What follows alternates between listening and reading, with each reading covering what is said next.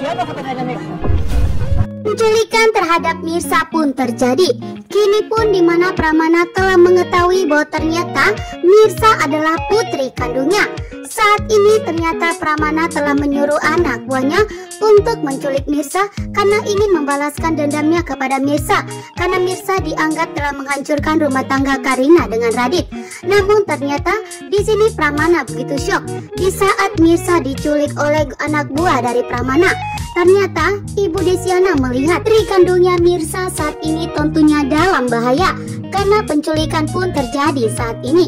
Ibu Desyana berteriak histeris memanggil sebutan anakku terhadap Mirsa, sehingga membuat Pramana pun begitu kaget karena ternyata Ibu Desyana membohongi Pramana. Ibu Desyana mengatakan kepada Pramana bahwa ternyata putri mereka telah meninggal dunia.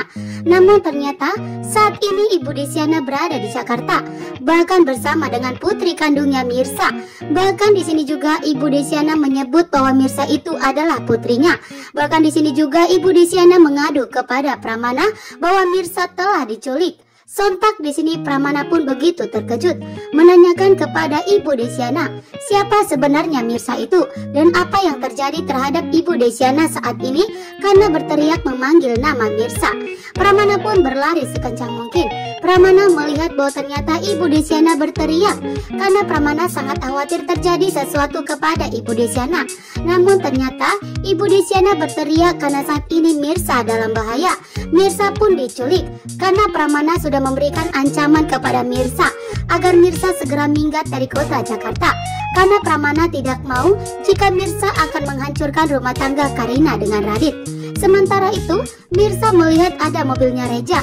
Mirsa pun berteriak sekuat mungkin dan ternyata Reja melihat bahwa saat ini ternyata Mirsa dalam bahaya. Reja pun langsung sigap langsung menyelamatkan Mirsa dan terjadilah keributan antara Reja dengan anak buah Pramana. Sementara itu, Reja tidak akan membiarkan terjadi sesuatu pun kepada Mirsa.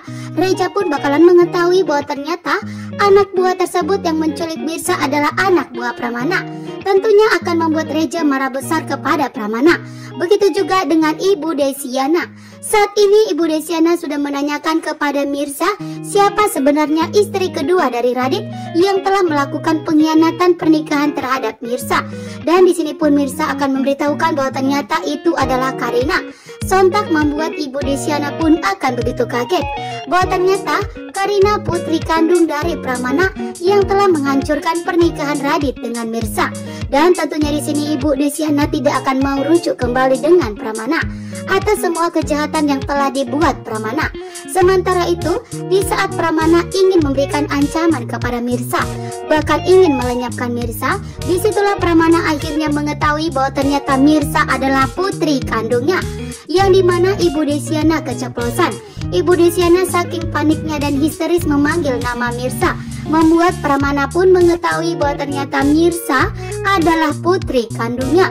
Betapa kagetnya di sini Pramana bahwa ternyata Pramana sendirilah yang telah menghancurkan putri kandungnya sendiri. Bahkan Pramana sendirilah yang telah melakukan penculikan terhadap putri kandungnya dan berusaha untuk melenyapkan Mirsa. Bahkan yang telah menghancurkan pernikahan Radit dengan Mirsa adalah Pramana. Bahkan Mirsa pun mendekam di penjara selama 7 tahun. Itu adalah perbuatan dari Pramana, membuat Mirsa benar-benar sangat menderita. Ibu Desyana pun bakalan marah besar kepada Pramana atas perbuatan Pramana yang telah membuat putri kandungnya sendiri menderita selama ini. Sementara itu, Mirsa pun jatuh pingsan karena anak buah Pramana memberikan pukulan kepada Mirsa yang membuatnya